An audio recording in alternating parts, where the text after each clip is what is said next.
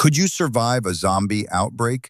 Right now, you are surrounded by everything that keeps you alive, and you have never once had to think about it. Clean water in the tap, food on the shelf, power in the walls, a pharmacy just down the road. Now picture all of it gone in a single afternoon, as a crowd of the infected pours through your city.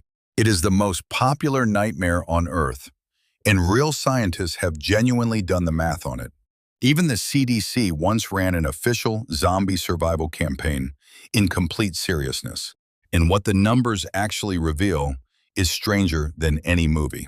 Because the thing that kills almost everyone in an outbreak like this is never the zombies at all. First, let us be honest about the version of this you already have in your head. You picture yourself as the lone survivor, calm, armed, and dangerous. A weapon over your shoulder, a safe rooftop, and a clear head while everyone else panics. In the movie, the hero is always the one who trusts no one and needs no one. Hold on to that picture because the real math is about to take it completely apart. In 2011, of every organization on Earth, the CDC published a zombie survival guide. The actual United States Disease Agency writing in detail about The Walking Dead. It was a joke with a deadly serious purpose, and it worked better than anything they had ever done. Within 3 days, the post was pulling 60,000 views every single hour, and it crashed their servers. Why would serious scientists ever do this? Because of one simple, brilliant idea. If you are truly ready for a zombie apocalypse, then you are ready for absolutely any disaster. A hurricane, a blackout, a pandemic. The preparation turns out to be exactly the same. The zombie is only a mask. Behind it is every real catastrophe that has ever hit a city. And it was not only the CDC. In 2009, 4 mathematicians did something stranger still. They built a proper scientific model of a zombie outbreak, the same way they model a real epidemic. They gave the infection a speed of spread, an incubation time, and a death rate, and let the equations run. This was real, published mathematics, taking the nightmare completely seriously. And their conclusion came back cold and clear and genuinely frightening. So let us do exactly what they did. Let us treat this as real and simply follow the science. The first question is the obvious one. Could a disease like this even exist in the real world? Could anything actually turn a calm, ordinary human being into a mindless, biting attacker? The unsettling answer is that something almost exactly like it already does. Rabies. Rabies is a real virus, and it is very nearly the zombie disease, hiding in plain sight. It travels in a bite, passed from attacker to victim through infected saliva. It attacks the brain directly, and in its final stage, it can bring fear, confusion, and aggression. And once the true symptoms begin, rabies is almost always fatal. There is very nearly no cure. A bite that rewrites the brain and kills very nearly everyone it ever reaches.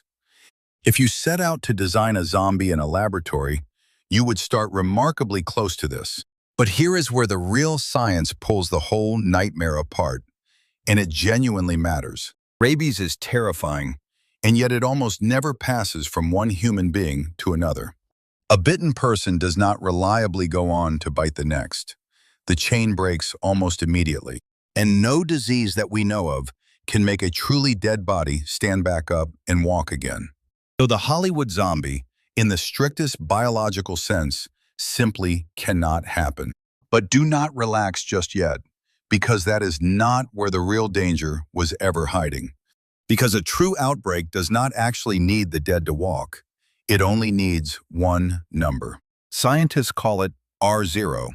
How many brand new people each infected person passes it to? If that number stays below 1, the outbreak quietly fades and dies out on its own. If it climbs above 1, the infection grows and grows and does not stop growing. Measles, one of the most contagious things we know of, has an R0 as high as 18. A single infected person dropped into the wrong crowd can seed an entire city. A zombie plague is simply this same piece of math wearing a horror mask. And once that number climbs high enough, no wall and no rooftop can outrun the curve. Which brings us to the thing the movies get most wrong of all: how fast it would truly move. The first hours would not look like a war at all. They would only look like confusion. A strange illness on the news, a hospital a little too full, a story that does not quite add up. By the time anyone was truly certain, the number of the infected would already be doubling. And this is exactly what those four mathematicians found the moment they ran their model. In their equations, a slow and cautious response always ended in the very same place. Every last human being, in the end, becomes infected. Society collapses completely. A curve that bends in only one direction, downward, all the way to zero. They tested simply defending. They tested racing for a cure. On paper, both were far too slow to matter. Only one single strategy in all of their mathematics actually worked at all. Hit the outbreak hard and hit it fast, long before the curve can ever get away from you. Not a lone hero on a rooftop, a whole society reacting together inside the first few hours. But while everyone waits to be certain, something far quieter is already killing the city. Because a modern city is simply not built to survive even a few days on its own. Almost everything you eat arrives on a truck, just in time, that very same week. A typical supermarket holds only about 3 days of food on its shelves at any moment. When the trucks stop coming, those shelves are stripped completely bare within hours. The water in your tap is pumped to you by electricity from a source miles away. When the power finally fails, the taps run dry and the toilets stop, right across the whole city. No deliveries, no running water, no power, no pharmacy, and millions of frightened people. The infected have barely touched you yet, and your city is already dying quietly around you. This is the trap the movie never shows you, and it is the one that actually does the killing. Because the real killer of a zombie outbreak was never, ever going to be the zombies. It is the collapse. Strip away the power, the water, and the trucks, and the clock on your life begins to run fast. You can last about 3 minutes without air and roughly 3 weeks without any food. But without clean water to drink, you have only about 3 days. And in a dead city, clean water is one of the very first things to disappear entirely. The pipes fail, the bottled water is gone in hours, and what is left becomes unsafe to drink. Long before hunger ever arrives, it is thirst and dirty water that begin filling the graves. Then comes the next silent killer, and it is already sitting in millions of homes right now: medicine. In a world with pharmacies, a person with diabetes lives a long and ordinary life. Take away that one small daily supply, and a survivable condition becomes fatal within weeks. Insulin, heart pills, inhalers, an entire hidden population depends on the very next delivery.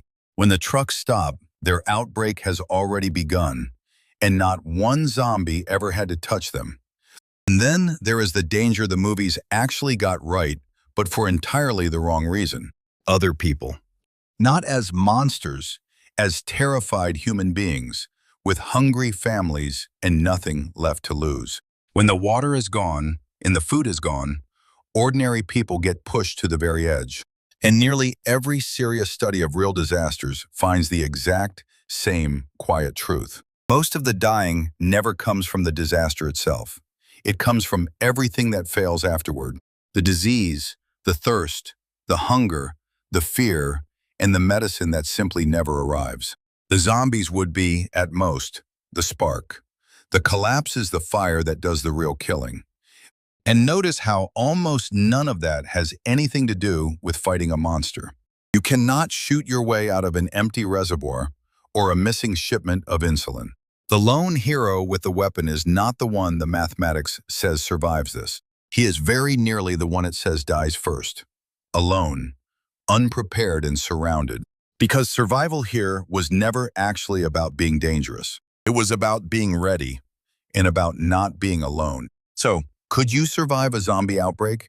Be honest about what those first weeks would genuinely ask of you.